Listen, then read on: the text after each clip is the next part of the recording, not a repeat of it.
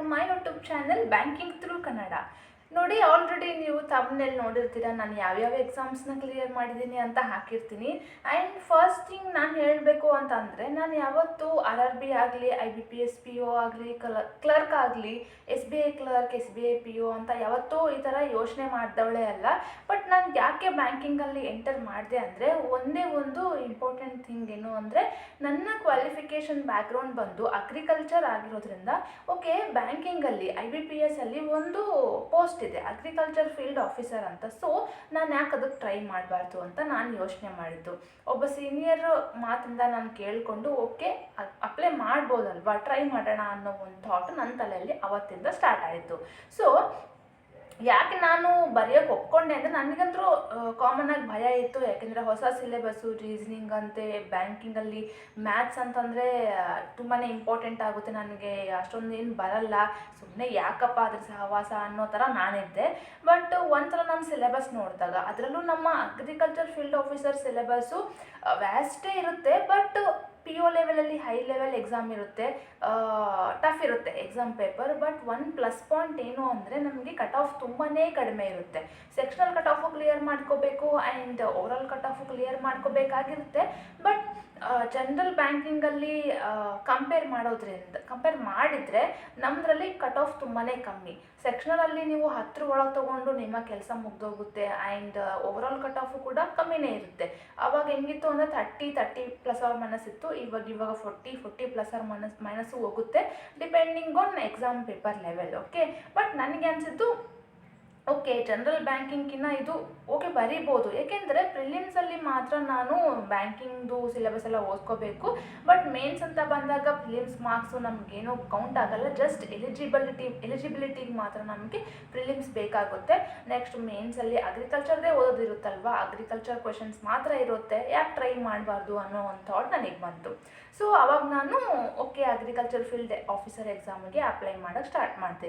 2018 ನಾನು first form ತುಂಬಿರೋದು. And ಅವಾಗ ನಂದು ಹೆಂಗಿತ್ತು ಅಂದರೆ ತುಂಬಾ ಸಿಂಪಲ್ ಆಗಿತ್ತು ಟೈಮ್ ಟೇಬಲ್ ಅನ್ನೋಕ್ಕಿಂತ ಎಕ್ಸಾಮ್ ಸಿಲೆಬಸ್ ನಾನು ಯಾವ ಥರ ಓದ್ಕೋತಿದ್ದೆ ಅಂದರೆ, ಇಂಗ್ಲೀಷಲ್ಲಿ ಬಂದರೆ 3 ಟಾಪಿಕ್ಕು: ಎರರ್ ಡಿಟೆಕ್ಷನ್ನು, ಒಂದು ಸೆಂಟೆನ್ಸ್ ರಿಅರೇಂಜ್ಮೆಂಟು, ನೆಕ್ಸ್ಟು ಒಂದು ರೀಡಿಂಗ್ ಕಾಂಪ್ರಿಹೆನ್ಷನ್ನು. ರೀಸನಿಂಗ್ ಅಂತ ಬಂದಾಗ ಫಸ್ಟು ಮಿಸಲೇನಿಯಸ್ಸು, ಇನ್ಇಕ್ವಾಲಿಟೀಸು, ಸಿಲೋಜಿಸಮ್ ಮಾಡಿಬಿಡ್ತಿದ್ದೆ. ಆ್ಯಂಡ್ ಡೈರೆಕ್ಷನ್ ಡಿಸ್ಟೆನ್ಸ್ ಬಂದರೆ ಅದು ಬಂದರೆ ಮಾತ್ರ ಮಾಡ್ತಿದ್ದೆ, ಇಲ್ಲಾಂದರೆ ನಾನು ಟಚ್ ಕೂಡ ಮಾಡ್ತಿದ್ದಿಲ್ಲ.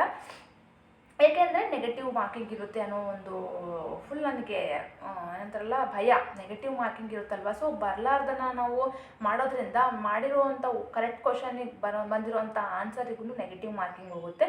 ಸೊ ಬೇಡ, ಯಾಕೆ ಅಂತ ಸೊ ಅದೇ ಮಿಸ್ಲೇನಿಯಸ್ ಮಾಡ್ತಿದ್ದೆ. ಲಾಸ್ಟ್ ಒಂದೇ ಒಂದು ಪಜಲ್, ತುಂಬಾ ಈಸಿ ಇರೋವಂಥ ಪಜಲ್ನ ಒಂದೇ ಒಂದು ಮಾಡ್ತಿದ್ದೆ.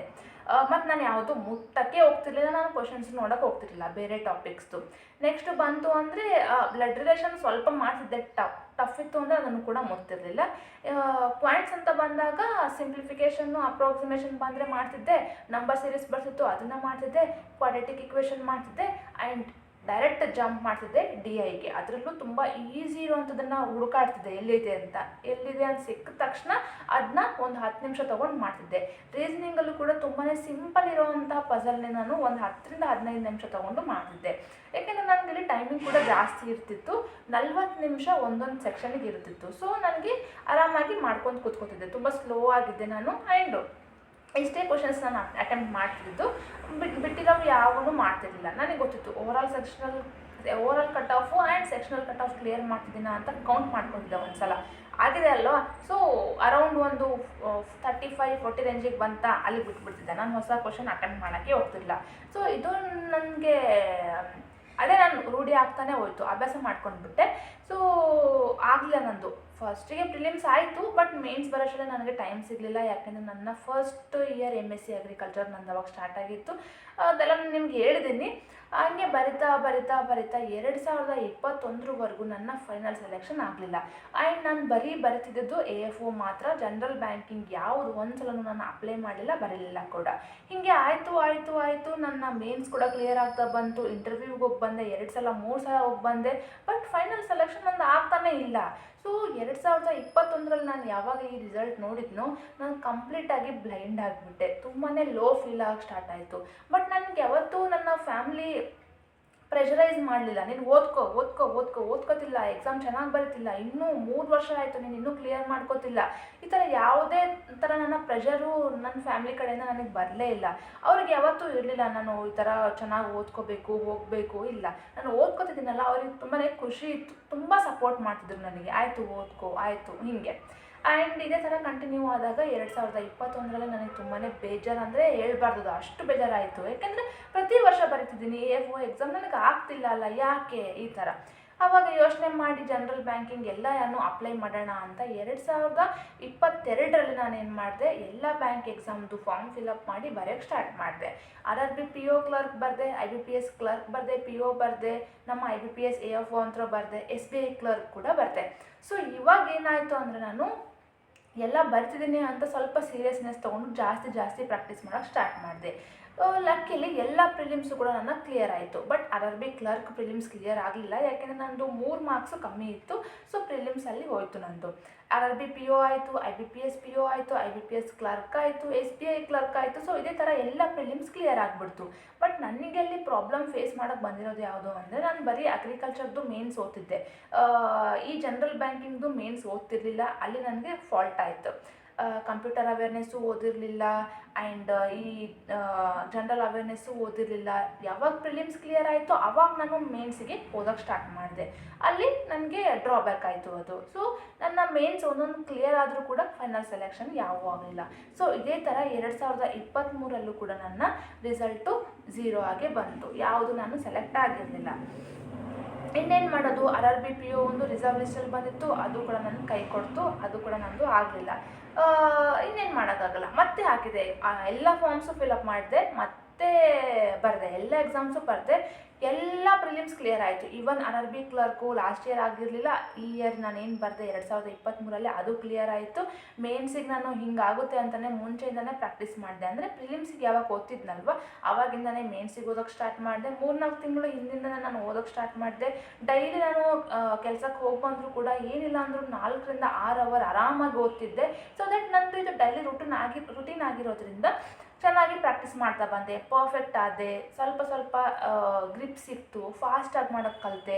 ಆ್ಯಂಡ್ ಪಝಲ್ಸ್ ನಾನೇನು ಸ್ಟಾರ್ಟಿಂಗಲ್ಲಿ 10 ನಿಮಿಷ 15 ನಿಮಿಷ ಒಂದು ಪಝಲಿಗೆ ಸಿಂಪಲ್ ಪಝಲಿಗೆ ತಗೋತಿದ್ನೋ 2 ನಿಮಿಷದಲ್ಲಿ ಮಾಡೋಕ್ಕೆ ಕಲಿತೆ, 3 ನಿಮಿಷದಲ್ಲಿ ಮಾಡೋಕ್ಕೆ ಕಲಿತೆ. ಸೊ ದಟ್ ಸ್ಪೀಡು ಇನ್ಕ್ರೀಸ್ ಆಗಿ ಬಂತು, ಬೂಸ್ಟಪ್ ಆಯಿತು, ನನಗೆ ಕಾನ್ಫಿಡೆನ್ಸ್ ಬರೋಕ್ಕೆ ಸ್ಟಾರ್ಟ್ ಆಯಿತು. ಆ್ಯಂಡ್ ಎಲ್ಲ ಮೇನ್ಸ್ ಎಕ್ಸಾಮಿಗೂ ನಾನು ಹಿಂದಿಂದನೇ ಓದೋಕ್ಕೆ ಸ್ಟಾರ್ಟ್ ಮಾಡಿರೋದ್ರಿಂದ ಎಲ್ಲ ಮೇನ್ಸು ಕೂಡ ನಮ್ಮದು ಕ್ಲಿಯರ್ ಆಯಿತು.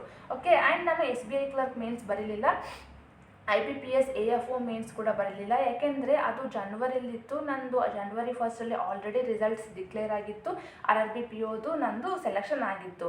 ಸೊ ದಟ್ ನಾನು ಅಲ್ಲಿ ಫುಲ್ ಸ್ಟಾಪ್ ಇಟ್ಟೆ, ಇನ್ನೇ ಯಾವ ಎಕ್ಸಾಮು ಬರೆಯಲ್ಲ ಅಂತ. ಯಾಕೆಂದರೆ ನನಗೆ ತುಂಬ ಸಾಕಂದರೆ ಹೇಳೋಕ್ಕಾಗಲ್ಲ, ಅಷ್ಟು ಟಯರ್ಡ್ ಆಗಿಬಿಟ್ಟಿದ್ದೆ ನಾನು, ಅಷ್ಟು ಎಕ್ಸಾಸ್ಟ್ ಆಗಿಬಿಟ್ಟಿದ್ದೆ. ಸೊ ದಟ್ ನನಗೆ RRB PO ಆಗಿದೆ, ನಾನು ತುಂಬಾ ಖುಷಿಯಾಗಿದೆ, ನನಗೆ ಸ್ಯಾಟಿಸ್ಫ್ಯಾಕ್ಷನ್ ಇತ್ತು, ಸಾಕು ಇಲ್ಲಿಗೆ. ಮತ್ತು ನಾನು ಹೈಯರ್ ನನಗೆ ಇನ್ನೂ ಎಕ್ಸಾಮ್ ಬರೀಬೇಕು, ಅದು ಮಾಡಬೇಕು, ಇದು ಮಾಡಬೇಕು, ನಿಜವಾಗ್ಲೂ ಹೇಳ್ತಿದ್ದೀನಿ, ಆ ಥರ ಏನೂ ಇಲ್ಲ. ನನಗೊಂದು ಗೌರ್ಮೆಂಟ್ ಜಾಬ್ ಬೇಕಿತ್ತು.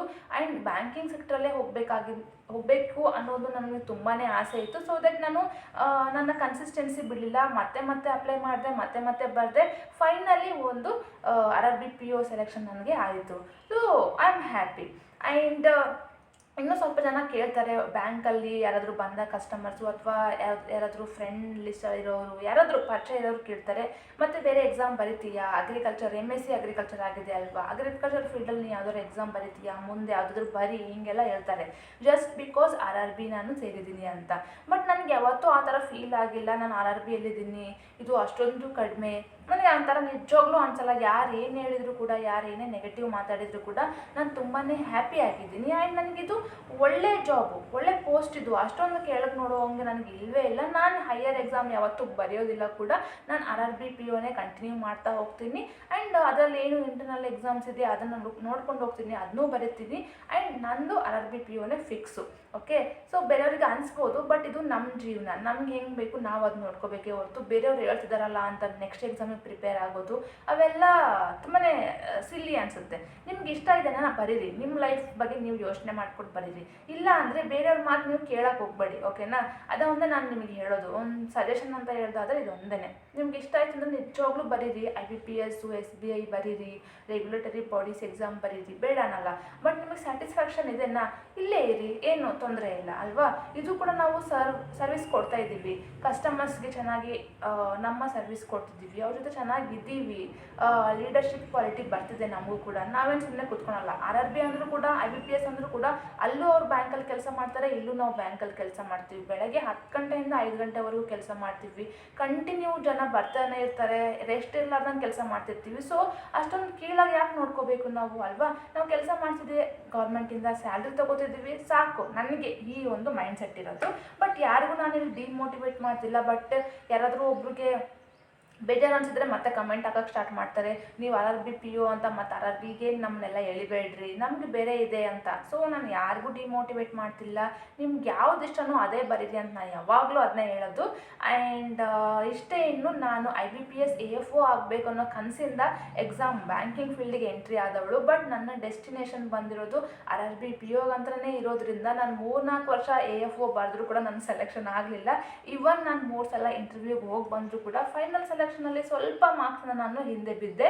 ಆ್ಯಂಡ್ RRB POನೇ ನನ್ನ ಡೆಸ್ಟಿನೇಷನ್ ಅಂದರೆ ನನ್ನ ಹಣೆಯಲ್ಲಿ ಬರೆದಿತ್ತು ಅನಿಸುತ್ತೆ. ಸೊ ದಟ್ RRB POನೇ ನನಗೆ ಸೆಲೆಕ್ಷನ್ ಕೊಡ್ತು. ಆ್ಯಂಡ್ ಅದ್ರ ಬಗ್ಗೆ ಬೇರೆ ಮಾತಿಲ್ಲ, ತುಂಬ ಖುಷಿಯಾಗಿದ್ದೀನಿ. ಆ್ಯಂಡ್ ಇನ್ನೂ ಕಲಿಯೋಕ್ಕೆ ತುಂಬಾ ಇದೆ. ಬ್ಯಾಂಕಿಂಗ್ ಅಂತ ಬಂದಾಗ ಡೈಲಿ ನೀವು ಕಲಿತೀರಾ. ಕಸ್ಟಮರ್ ಜೊತೆ ಡೀಲ್ ಮಾಡೋದು ಆಗಿರ್ಬೋದು, ಅಥವಾ ಸಿಸ್ಟಮ್ ವರ್ಕ್ಸ್ ಆಗಿರ್ಬೋದು, ಎಷ್ಟೊಂದಿರುತ್ತೆ ಕಲಿಯೋದು. ನಿಧಾನ ನಾನು ಕಲಿತಾ ಇದ್ದೀನಿ. ಆ್ಯಂಡ್ ಅಷ್ಟೇ. ಇನ್ನು ನಿಮಗೆ ನಾನು ಹೇಳೋದು ಒಂದೇ, ಈಗ ನಿಮಗೆ ಗೊತ್ತಲ್ಲ, ನಾನು 2018ರಿಂದ ಸ್ಟಾರ್ಟ್ ಮಾಡಿದೆ. ಆ್ಯಂಡ್ ಅದೆಲ್ಲೋ ಆಗ್ತಿಲ್ಲ ಅನ್ನೋದಕ್ಕೆ 2022ರಲ್ಲಿ ಮತ್ತೆ ನನ್ನ ಜರ್ನಿನ ಸ್ವಲ್ಪ ಚೇಂಜ್ ಮಾಡಿಕೊಂಡೆ. ಜರ್ನಿ ಅನ್ನೋಕ್ಕಿಂತ ನನ್ನ ಥಿಂಕಿಂಗನ್ನು ಚೇಂಜ್ ಮಾಡಿಕೊಂಡೆ. ಇಲ್ಲ AFO ಅಂತ ಒಂದೇ ಅಂತ ಕೂತ್ಕೊಂಡ್ರೆ ಹಿಂಗೆ ಪ್ರತಿ ವರ್ಷ ಆಗಿಲ್ಲ ಅಂದರೆ ಮತ್ತೆ ನಾನು ಫೀಲ್ ಆಗಬೇಕಾಗುತ್ತೆ. ಅದೇ ಬೇರೆ ಎಲ್ಲ ಎಕ್ಸಾಮ್ ಬರೆದಿದ್ದೀನಿ ಅಂದರೆ RRB ಆಗುತ್ತೆ, ಇಲ್ಲ IBPS ಆಗುತ್ತೆ, ಯಾವುದೋ ಒಂದಾದರೂ ಆಗುತ್ತೆ ಅಲ್ವಾ. ಸೊ ಕನ್ಸಿಸ್ಟೆನ್ಸಿ ನಾವು ಬಿಡಬಾರ್ದು. ಪ್ರತಿ ವರ್ಷ ನಾನು ಓದೋದು ಮಾತ್ರ ಬಿಡ್ತಿರಲಿಲ್ಲ. ನನಗೆ ಹೆಂಗಾಗ್ತಿತ್ತು ಅಂದರೆ ಒಂದೊಂದು ಸಲ ಓದಿಲ್ಲ, ಒಂದು ದಿನ ಯಾವುದೋ ಒಂದು ದಿನ ಓದಿಲ್ಲ ಅಂದ್ಕೊಳ್ಳಿ, ಅವಾಗ ನನಗೆ ಫೀಲ್ ಆಗೋದು ಇವತ್ತೇನೋ ಮಿಸ್ ಮಾಡ್ಕೋತಿದ್ದೀನಿ ನಾನು ಅಂತ ನನಗೆ ಹಂಗೆ ಅನಿಸ್ತಿತ್ತು. ಸೊ ನಾನು ಡೈಲಿ ಓದ್ತಿದ್ದೆ. ಡೈಲಿ ಅಂದ್ರೇನು 8-10 ಅವರ್ ಓದ್ತಿದ್ದೀನಿ ಆ ಥರ ಅಲ್ಲ, 4-6 ಅವರ್ ಮಾತ್ರ ಆರಾಮಾಗಿ ನಾನು ಓದ್ತಿದ್ದೆ. ಓದಿಲ್ಲ ಅಂದರೆ ನನಗೆ ಆ ಥರ ಫೀಲ್ ಆಗೋದು, ನಾನು ಇವತ್ತು ಓದಲಿಲ್ಲ, ನಾನು ಇವತ್ತು ತಪ್ಪು ಮಾಡಿದೆ, ಮಿಸ್ ಮಾಡ್ಕೋತಿದ್ದೀನಿ, ಏನೋ ಕಳ್ಕೊಳಂಗೆ ನನಗೆ ಫೀಲ್ ಆಗ್ತಿತ್ತು. ಸೊ ಈ ಥರ ನನ್ನ ಟೈಮ್ ಟೇಬಲ್ ಇತ್ತು. ಈ ಥರ ನಾನು ಓದ್ಕೊಳಕ್ಕೆ ಸ್ಟಾರ್ಟ್ ಮಾಡಿದ್ದು. ಆ್ಯಂಡ್ ನಾನು ಬಿಡಲಿಲ್ಲ. ಆ್ಯಂಡ್ ಎಕ್ಸಾಮ್ ಕೂಡ ಕ್ಲಿಯರ್ ಮಾಡಿಕೊಂಡೆ. ನಿಮಗೂ ಕೂಡ ಅದೇ ಸಜೆಸ್ಟ್ ಮಾಡೋದು ನಾನು. ಒಂದ್ಸಲ ಆಗಿಲ್ಲ ಅಂದ ತಕ್ಷಣ ಡಿಮೋಟಿವೇಟ್ ಆಗಬಾರ್ದು. ಹಂಗಂತ ನಾವು ಏನು ಪ್ರಾಕ್ಟೀಸ್ ಮಾಡ್ತಿದ್ದೀವಲ್ಲ ಅಷ್ಟೇ ಒಂದು ಚೌಕಟ್ ಮೇಲೆ ಇರಬಾರ್ದು.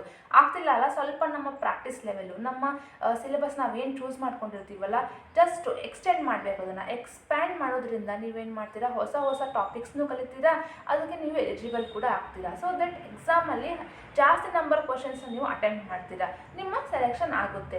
ಈಗ ಎಕ್ಸಾಮಲ್ಲಿ ಇನ್ನು ವೇಕೆನ್ಸೀಸ್ ಎಷ್ಟಿದ್ದಾವೆ ಅನ್ನೋದು ಮ್ಯಾಟರ್ ಆಗಲ್ಲ. ಒಂದು 100 ಇರಲಿ, 20 ಇರಲಿ, 10 ಇರಲಿ, ನೀವು ಚೆನ್ನಾಗಿ ಪ್ರಾಕ್ಟೀಸ್ ಮಾಡ್ತಿದ್ದೀರಾ, ಕನ್ಸಿಸ್ಟೆನ್ಸಿ ಮೇಂಟೈನ್ ಮಾಡಿದ್ದೀರಾ, ಕರೆಕ್ಟಾಗಿ ಡೆಡಿಕೇಟ್ ಮಾಡಿ ನೀವು ಓದ್ತಿದ್ದೀರಾ, ನಿಮಗೆ ಒಂದು ಸೆಲೆಕ್ಷನ್ ಇದ್ದೇ ಇರುತ್ತೆ. ಅದನ್ನು ಯಾರೂ ನಿಮ್ಮ ಕೈಯಿಂದ ಕಿತ್ಕೊಳಕ್ಕಾಗಲ್ಲ. ಓಕೆ. ಸೊ ಒಂದೇ ಒಂದು ಕನ್ಸಿಸ್ಟೆನ್ಸಿ ತುಂಬಾ ಮ್ಯಾಟರ್ ಆಗುತ್ತೆ. ಯಾರ್ಯಾರೋ ಹೇಳ್ತಾರೆ, ಏನೋ ಮಾಡ್ತಾರೆ, ಬಿಡು, ಅದು ಚೆನ್ನಾಗಿದೆ, ಅದಕ್ಕೆ ಹೋಗೋಣ, ಇದು ಬಿಡೋಣ, ಈ ಥರ ಮಾಡಬೇಡಿ. ಯಾವುದೇ ಒಂದು ತೊಗೊಳ್ಳಿ, ಅದನ್ನೇ ಚೆನ್ನಾಗಿ ಅದು ಸಿಗೋವರೆಗೂ ಕನ್ಸಿಸ್ಟೆನ್ಸಿಯಿಂದ ಮಾಡಿ ಅನ್ನೋದೇ ನಾನು ಹೇಳೋದು. ಆ್ಯಂಡ್ ಇಷ್ಟೇ ಈ ವಿಡಿಯೋದಲ್ಲಿ ಹೇಳಬೇಕು ಅಂದ್ಕೊಂಡಿದ್ದು. ಸೊ ದಟ್ ನಾನು RRB PO ಕ್ಲಿಯರ್ ಮಾಡಿಕೊಂಡೆ, RRB ಕ್ಲರ್ಕ್ ಕೂಡ ಕ್ಲಿಯರ್ ಮಾಡಿಕೊಂಡೆ, IBPS ಕ್ಲರ್ಕ್ ಕ್ಲಿಯರ್ ಮಾಡಿಕೊಂಡೆ, IBPS PO ಮೇನ್ಸ್ ಕೂಡ ಆಗಿತ್ತು. ಬಟ್ ನಾನು ಇಂಟರ್ವ್ಯೂವಿಗೆ ನನ್ನ ಒಂದು ನಾನೇ ಡಿಸಿಷನ್ ತೊಗೊಂಡೆ, ಬೇಡ ನಾನು ಹೋಗಲ್ಲ ಅಂತ. ಸೊ ದಟ್ ನಾನು ಇಂಟರ್ವ್ಯೂಗೂ ಹೋಗಿಲ್ಲ. ಹೋಗಿದ್ರೆ ಆಗ್ತಿತ್ತೋ ಏನೋ ಅದು ಗೊತ್ತಿಲ್ಲ ನನಗೆ, ಬಟ್ ಹೋಗಿದ್ರೆ ಒಂದು ಚಾನ್ಸ್ ಇತ್ತು ನನಗೆ ಬೇಡ ಅಂತ ನಾನು ಹೋಗಲಿಲ್ಲ. IBPS PO ಕೂಡ ಮೇನ್ಸ್ ಕ್ಲಿಯರ್ ಮಾಡಿದ್ದೀನಿ, IBPS AFO ಕೂಡ ಮೇನ್ಸ್ 3 ಸಲ ಕ್ಲಿಯರ್ ಮಾಡ್ಕೊಂಡಿದ್ದೀನಿ, ಇಂಟರ್ವ್ಯೂ ಕೂಡ ಹೋಗಿ ಬಂದಿದ್ದೀನಿ. ಸೊ ದಟ್ ಇದೆಲ್ಲ ರಿಸಲ್ಟ್ ಯಾವುದ್ರದ್ದು ಅಂದರೆ ನಾವು ಕನ್ಸಿಸ್ಟೆನ್ಸಿಯಿಂದ ಕೆಲಸ ಮಾಡಿರೋದಕ್ಕೆ, ಪ್ರಾಕ್ಟೀಸ್ ಮಾಡಿರೋದಕ್ಕೆ ಇದಿಷ್ಟು ನನ್ನ ರಿಸಲ್ಟು ಬಂದಿರೋದು. ಸೊ ನೀವು ಕೂಡ ಡಿಮೋಟಿವೇಟ್ ಆಗಲಾರ್ದಂಗೆ ಪ್ರಾಕ್ಟೀಸ್ ಮಾಡ್ತಾನೆ ಇದ್ದೀರಿ ಅಂದರೆ ನಿಮ್ಮದು ನೆಕ್ಸ್ಟು ನೀವು ಹೇಳ್ಕೊಳಕ್ಕಿರುತ್ತೆ, ನಾನು ಇದಿಷ್ಟೆಲ್ಲ ಕ್ಲಿಯರ್ ಮಾಡಿಕೊಂಡೆ, ನಾನು 3 ಎಕ್ಸಾಮ್ ಕ್ಲಿಯರ್ ಮಾಡಿಕೊಂಡೆ ಅಂತ. ಅದು ಮಾತ್ರ 100%. ಓಕೆ. ಸೊ ಚೆನ್ನಾಗಿ ಪ್ರಾಕ್ಟೀಸ್ ಮಾಡಿ. ಆಲ್ರೆಡಿ ಎಕ್ಸಾಮ್ ಫೇಸು ನೀವು ಎಂಟರ್ ಆಗ್ತಿದ್ದೀರಾ, ಇನ್ನೇನು ಹತ್ರದಲ್ಲಿದ್ದೀರಾ. ಸೊ ಚೆನ್ನಾಗಿ ಪ್ರಾಕ್ಟೀಸ್ ಮಾಡಿ. Okay. And all the very best. ಎಲ್ಲರಿಗೂ ಒಳ್ಳೆಯದಾಗಲಿ. Thank you.